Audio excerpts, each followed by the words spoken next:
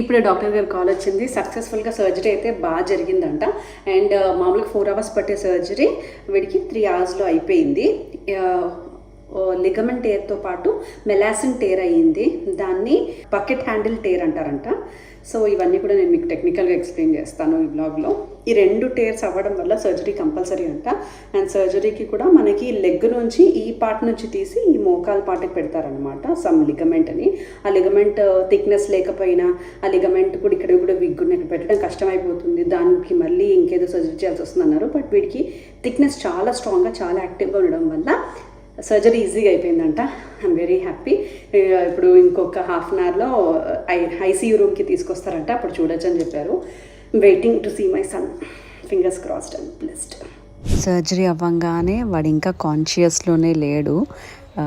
మమ్మల్ని చూడడానికి పిలిచారనమాట. ఓన్లీ మదర్ని సింగిల్ని మాత్రం అలౌ